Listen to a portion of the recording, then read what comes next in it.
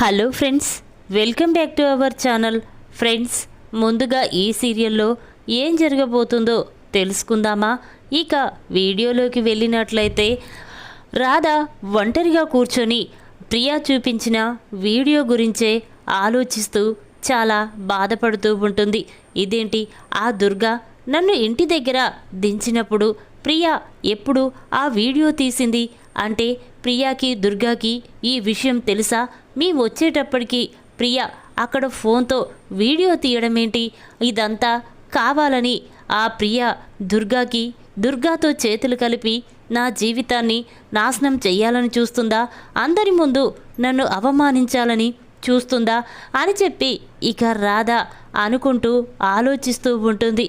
ఇంతలోనే రామచంద్రయ్య రాధ దగ్గరికి వచ్చి, ఏంటమ్మా, దేని గురించి ఆలోచిస్తున్నావు అనగానే అప్పుడు రాధ, ఇంకా దేని గురించి ఆలోచిస్తాను సార్, అదే ఆ దుర్గా గురించే ఆలోచిస్తున్నాను. వాడు కావాలని ఎందుకు ఇలా చేస్తున్నాడో నాకు అస్సలు అర్థం కావడం లేదు అని రాధ అనగానే అప్పుడు రామచంద్రయ్య, చూడమ్మా, నువ్వు ప్రమాదంలో ఉన్నావని తెలిసే వాడు నీ కోసం సెక్యూరిటీని పెట్టాడు. కానీ వాడికి తెలియకుండా నువ్వు జైల్లో ఉన్న మీ నాన్నని కలిసి రావడం తప్పు కాదా? ముందు నుంచి నీకు చెప్తూనే ఉన్నాడు, ఎక్కడికి వెళ్ళినా ఏదైనా జరిగినా నువ్వు నాతో చెప్పాలని. కానీ నువ్వు అన్ని కాదని ఎందుకు వెళ్ళావు? అసలు నీకు ఎవరు వెళ్ళమని చెప్పారు అని చెప్పి రామచంద్రయ్య అంటూ ఉంటే అప్పుడు రాధ, సారీ సార్, నేను విక్రమ్కి చెప్పకుండా వెళ్ళడం తప్పే అని చెప్పి రాధ అనగానే అప్పుడు రామచంద్రయ్య, చూడమ్మా, ఆ సారీ ఏదో వాడితో చెప్పు, నాకు కాదు. అయినా ఎందుకమ్మా నీకిన్ని అవమానాలు, బాధలు? నువ్వు ఇక్కడి నుంచి వెళ్ళిపోవచ్చు కదా అనగానే అప్పుడు రాధ, అదేంటి సార్, మళ్ళీ నన్ను వెళ్ళిపోమ్మంటున్నారు? నేను నిందను మోస్తూ ఈ ఇంట్లో నుంచి ఎలా వెళ్ళిపోగలను? చూడండి, నా తప్పు లేదని నేను నా గురించి నిరూపించుకున్న తర్వాతే ఇక్కడి నుంచి వెళ్ళిపోతాను అని చెప్పి రాధ అనగానే అప్పుడు రామచంద్రయ్య, అమ్మ రాధ, ఇలా చూస్తుంటే నాకు చాలా భయంగా ఉంది. ఎప్పుడు ఎక్కడ ఆ దుర్గాగాడు నిన్ను ఏం చేస్తాడోనని భయంగా ఉందమ్మా అని చెప్పి ఇక రామచంద్రయ్య అక్కడి నుంచి వెళ్ళిపోతాడు. ఇక రాధ మాత్రం గదిలో ఒంటరిగా కూర్చొని ఆలోచిస్తూ ఉంటుంది. ఇక ఇంతలోనే విక్రమ్ రాధ దగ్గరికి వస్తాడు. ఇక విక్రమ్ని చూసిన రాధ చాలా బాధపడుతూ ఉంటుంది. ఇక వెంటనే విక్రమ్, ఏంటి రాధ, నీకు ముందు నుంచి చెప్తూనే ఉన్నాను, నాతో చెప్పకుండా ఎక్కడికి వెళ్ళొద్దని చెప్పాను. కానీ నువ్వు మీ నాన్నని చూడడానికి వెళ్తున్నానని ఒక్క మాట కూడా నాతో చెప్పకుండా ఎందుకు వెళ్ళావు? ఎవరు వెళ్ళమన్నారు? నీకు చెప్తూనే విన్నా, నా మాట కాదని వెళ్ళడానికి వీల్లేదని చెప్పాను. కానీ నువ్వు వెళ్ళావంటే నా మాట మీద, నా మీద గౌరవం లేనట్టే కదా అని విక్రమ్ అనగానే ఆ మాటలు విన్న రాధ చాలా బాధపడుతూ, లేదండి విక్రమ్ సార్, నేను అలా చెయ్యాలని కాదు, మా నాన్నతో చూడాలని, మాట్లాడాలని అనిపించింది. అందుకే మా నాన్న దగ్గరికి వెళ్ళాను, అంతే. ఇందులో నేను ఎలాంటి తప్పు చెయ్యలేదు అని చెప్పి రాధ అంటూ ఉంటే ఇక విక్రమ్, చూడు రాధ, నువ్వు ఆ దుర్గాకి ఒంటరిగా దొరికావు అంటే ఆ దుర్గాగాడు నిన్ను తీసుకువెళ్ళాలి, బలవంతంగా పెళ్లి చేసుకోవాలి. అంతేకాని నిన్ను ఒంటరిగా దొరికిన ఆ దుర్గా వదిలిపెట్టడమేంటి, తీసుకొచ్చి ఇంటి దగ్గర దించడమేంటి? నాకేదో అనుమానంగా ఉంది. నిజం చెప్పు, నువ్వు దుర్గా విషయంలో నన్ను మోసం చేస్తున్నావా? నువ్వు దుర్గాని ప్రేమించావా? నిజంగానే దుర్గా నిన్ను ప్రేమిస్తున్నాడా? ఇద్దరు పెళ్లి చేసుకోవాలనుకున్నారా? చెప్పురాదా, ఎందుకు నాతో అబద్ధం చెప్తున్నావు? నమ్మకం అనేది ఒక పరిమితి దాకానే ఉంటుంది. కానీ ఇప్పుడు చూస్తుంటే నాకేదో అనుమానంగా ఉంది. నువ్వు దుర్గ విషయంలో నా దగ్గర ఏదో దాస్తున్నావు. నిన్ను దుర్గని చూస్తుంటే నాకేదో డౌట్గా ఉంది. లేకపోతే వాడు నిన్నిక్కడ దించి చాలా సంతోషంగా వెళ్ళడమేంటి అని చెప్పి విక్రమ్ అనగానే ఆ మాటలు విన్న రాధ ఒక్కసారి షాక్ అయిపోయి చూస్తూ ఉంటుంది. ఏంటి విక్రమ్ సార్, ఏం మాట్లాడుతున్నారు? నన్ను అనుమానిస్తున్నారా? ఏంటండి, ఎలా అనిపిస్తున్నాను నీకు నేను అనగానే అప్పుడు విక్రమ్, లేకపోతే ఆ దుర్గాగాడు సేఫ్గా నిన్ను మన ఇంటి దగ్గర దిగబెట్టడాన్ని చూస్తుంటేనే నాకు ఏదో అనుమానం వస్తుంది అని చెప్పి ఇక విక్రమ్ రాధ గురించి చాలా తప్పుగా మాట్లాడుతూ ఉంటాడు. ఇక ఆ మాటలు విన్న రాధ చాలా బాధపడుతూ ఉంటుంది. ఇక తన మనసులో ఇదేంటి విక్రమ్ సార్ ఇలా మాట్లాడుతున్నాడు అంటే నేను ఆ దుర్గాని ప్రేమిస్తున్నానా, పెళ్లి చేసుకోవాలనుకున్నానా, అంటే దుర్గాతో కలిసి నేను కూడా తప్పు చేశానని అనుకుంటున్నాడా, చి అని చెప్పి ఇక రాధ గదిలోకి వెళ్తుంది. ఒంటరిగా కూర్చొని ఇక విక్రమ్ అన్న మాటల గురించే ఆలోచిస్తూ చాలా బాధపడుతూ ఉంటుంది. ఎప్పుడు లేంది విక్రమ్ సార్ నన్ను ఇలా అనుమానించడమేంటి, నాకు తోడుగా ఉంటానన్నాడు, ఏ కష్టం వచ్చినా నేను చూసుకుంటానన్నాడు.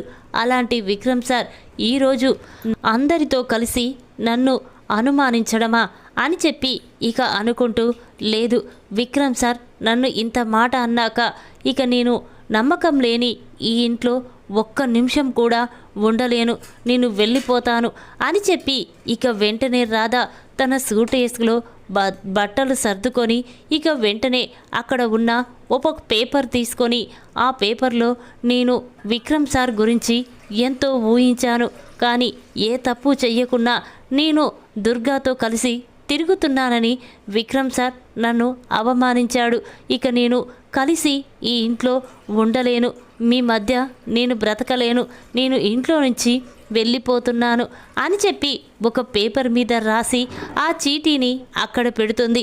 ఇక వెంటనే సునంద గదిలోకి వెళ్ళి ఇక సునంద కాళ్ళు మొక్కుతూ, మేడం అందరూ అవమానించిన మీరు మాత్రం నన్ను పూర్తిగా నమ్మారు, కానీ ఈరోజు విక్రమ్ సారే నన్ను నమ్మలేకపోయాడు, అందుకే నమ్మకం లేని చోట ఉండకూడదని నిర్ణయించుకున్నాను, నేను వెళ్ళిపోతున్నాను మేడం అని చెప్పి సునంద కాళ్ళు మొక్కి, నన్ను క్షమించండి మేడం, ఎవరికీ చెప్పకుండా వెళ్ళిపోతున్నాను అని చెప్పి ఇక రాధ అర్ధరాత్రి ఎవరు చూడని టైంలో ఇంట్లో నుంచి వెళ్ళిపోతుంది.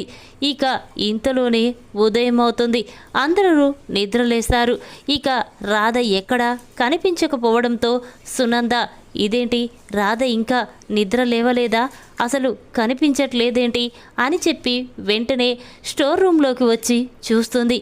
ఇక అక్కడ రాధ లేకపోవడంతో సునంద వెంటనే నందగోపాల్తో, ఏమండి కోడలు కనిపించడం లేదు, ఎక్కడికి వెళ్ళింది, నీతో ఏమైనా చెప్పిందా అనగానే అప్పుడు నందగోపాల్, లేదు సునంద, రాధ నాతో ఏమీ చెప్పలేదు, ఇక్కడే ఎక్కడో బయట ఉంటుంది చూడు అనగానే ఇక అందరూ కూడా రాధ కోసం ఎక్కడెక్కడో వెతుకుతూ ఉంటారు.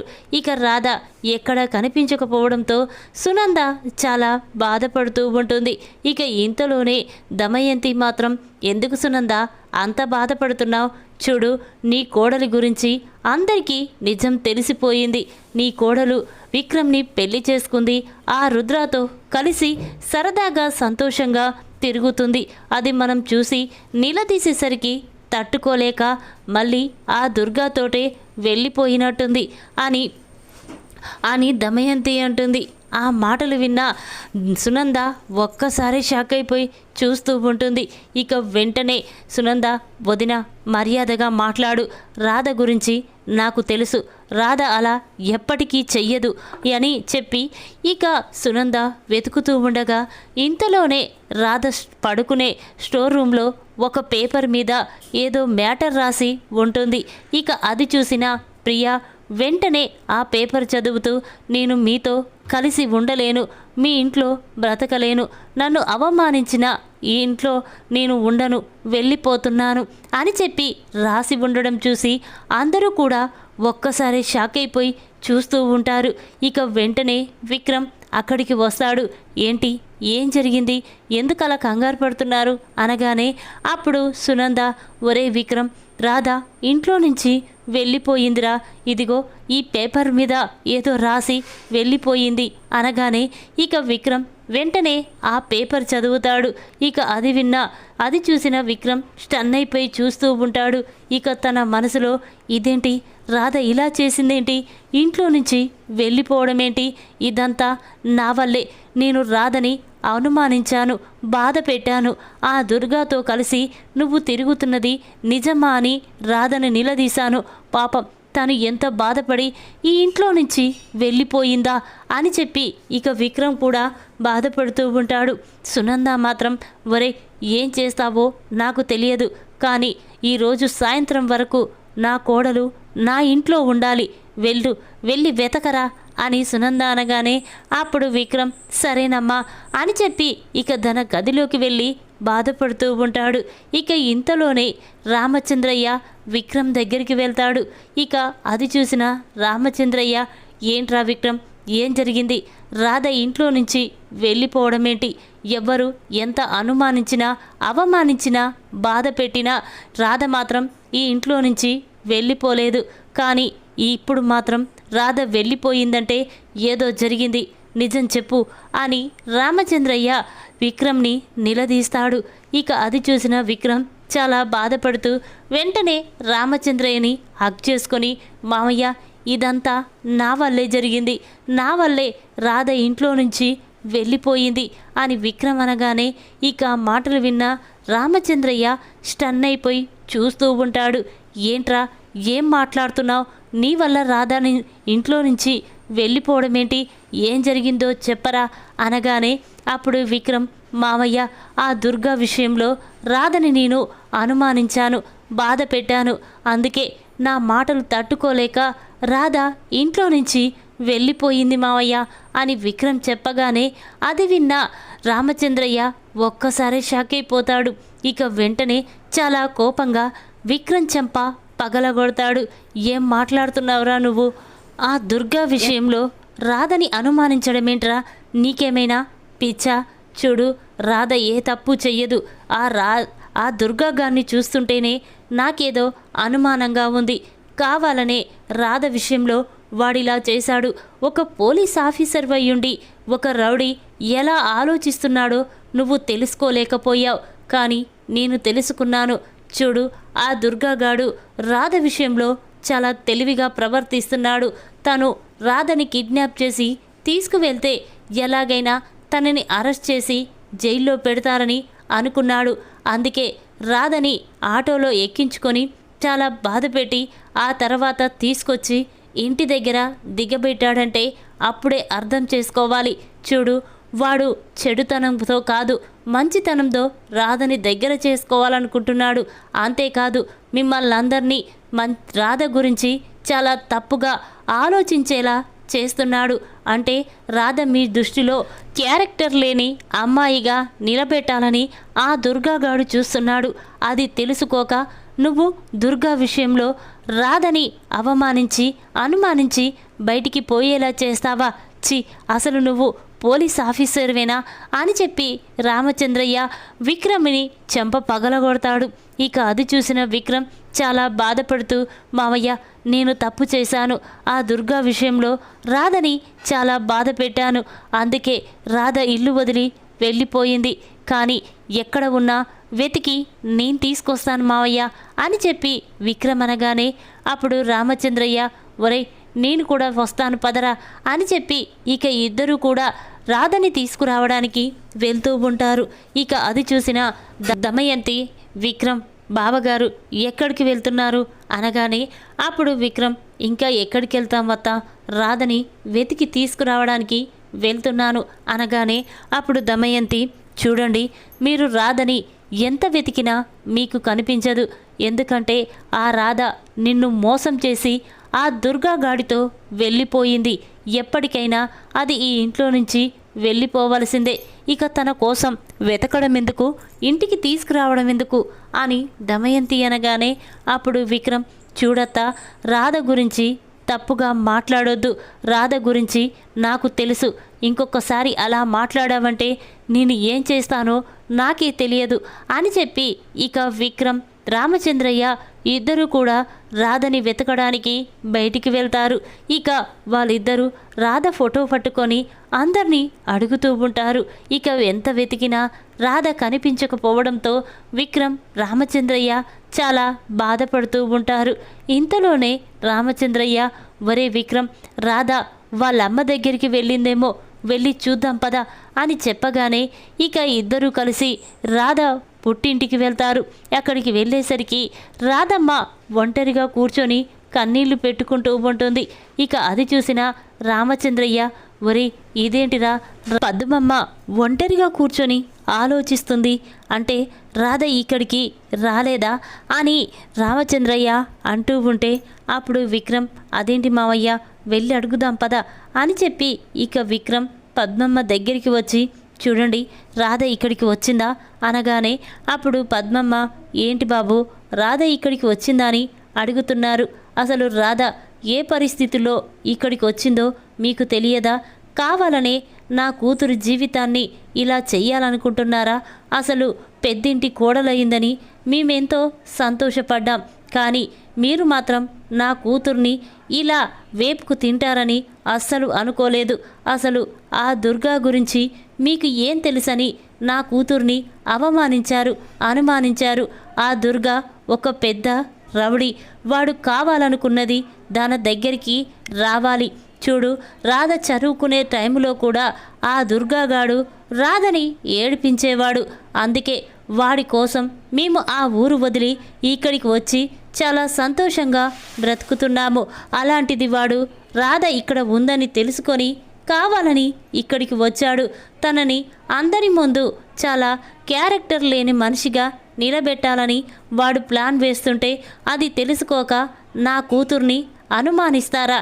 చూడండి బాబు, మాకు ఆస్తులు అంతస్తులు ఏయి లేకపోయినా మేము పరువుగా బ్రతుకుతాం, పరువు కోసమే ప్రాణాలు ఇస్తాం, కానీ మేము ఎటువంటి తప్పుడు పని చెయ్యము, గుర్తు పెట్టుకోండి అని పద్మమ్మ అనగానే ఆ మాటలు విన్న రామచంద్రయ్య, అమ్మ పద్మమ్మ, నేను తప్పు చేశామమ్మా, రాధ గురించి విక్రమ్ తొందరపడి తప్పుగా మాట్లాడాడు, మమ్మల్ని క్షమించమ్మా, చెప్పు రాధమ్మ ఇక్కడికి వచ్చిందా అనగానే అప్పుడు పద్మమ్మ, లేదు బాబు రాలేదు, ఇక్కడికి వచ్చి మీరు అన్న మాటల గురించి చెప్పి ఎక్కడికో వెళ్ళిపోయింది. నేను ఎంత ఆపినా ఆగలేదు, ఎక్కడికి వెళ్ళిందో కూడా అర్థం కావడం లేదు. అందుకే తనని వెతికి అలసిపోయి ఇక్కడ కూర్చొని నా కూతురి కోసం కన్నీళ్లు పెట్టుకుంటున్నాను. చూడు బాబు, నా కూతురు ఏదైనా జరిగితే నేను ప్రాణాలతో ఉండను, అక్కడ నా భర్త కూడా ప్రాణాలతో ఉండడు. నా కూతుర్ని ఎలా పెంచానో నాకు తెలుసు అని చెప్పి పద్మమ్మ అనగానే ఇక విక్రమ్ చాలా బాధపడుతూ ఉంటాడు. తన మనసులో రాధని నేనే తప్పుగా అర్థం చేసుకున్నాను, కావాలని బాధ పెట్టాను, తను ఇంట్లో నుండి వెళ్ళిపోయేలా చేశాను అని చెప్పి విక్రమ్ అనుకుంటూ ఉంటాడు. ఇక రామచంద్రయ్య, విక్రమ్ అక్కడి నుంచి రాధను వెతుక్కుంటూ వస్తారు.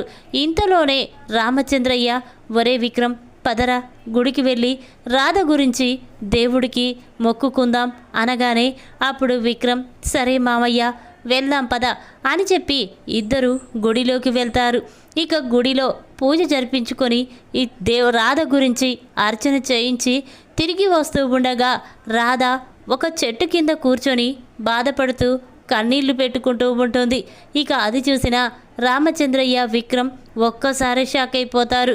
ఇక వెంటనే రాధ దగ్గరికి వెళ్ళి, అమ్మ రాధ అనగానే ఇక రాధ రామచంద్రయ్య, విక్రమ్ని చూసి చాలా బాధపడుతూ ఉంటుంది. ఇక వెంటనే రామచంద్రయ్య, అమ్మ రాధ ఏంటమ్మా, ఎవరికీ చెప్పకుండా ఇంట్లో నుంచి బయటికి రావడం ఏంటమ్మా అనగానే అప్పుడు రాధ, లేకపోతే ఏం చెయ్యమంటావు సార్, మా నాన్న కోసం నేను ఈ పెళ్లి చేసుకున్నాను, ఇప్పుడు నన్ను ప్రేమగా చూసుకునే విక్రమ్ సారే నన్ను అవమానించాడు, బాధ పెట్టాడు, అది తట్టుకోలేక నేను బయటికి వచ్చేసాను. చూడండి సార్, నేను ప్రాణం పోయినా ఏ తప్పు చెయ్యను, నేను ప్రాణం కంటే పరువే ఎక్కువ అనుకుంటాను, పరువు పోయిన మరుక్షణమే నా ప్రాణాలు కూడా పోతాయి, అంతేకాని మేము తప్పు పని చేసే మనుషులము కాదు అని రాధ అంటూ ఉంటే అప్పుడు విక్రమ్, చూడు రాధా, నేను తప్పుగా అర్థం చేసుకున్నాను, మమ్మల్ని క్షమించు అని చెప్పి ఇక విక్రమ్ రాధని తీసుకొని ఇంటికి వస్తాడు. ఇక అది చూసిన దమయంతి, ప్రియ షాక్ అయిపోయి చూస్తూ ఉంటారు. ఇక ప్రియ మాత్రం, ఏంటి మమ్మీ, ఇది ఇంట్లో నుంచి వెళ్ళిపోయిందనుకున్నాను, కానీ మళ్ళీ తిరిగి ఇంటికి వచ్చింది అని చెప్పి అనుకుంటూ ఉంటుంది. ఈ విధంగా రాధ గురించి తప్పుగా మాట్లాడిన విక్రమ్ చెంప పగలగొట్టిన రామచంద్రయ్య. ఈ వీడియో కనుక మీకు నచ్చినట్టయితే లైక్ చేయండి. మరిన్ని వీడియోల కోసం మా ఛానల్ని తప్పకుండా సబ్స్క్రైబ్ చేసుకోండి. Thanks for watching.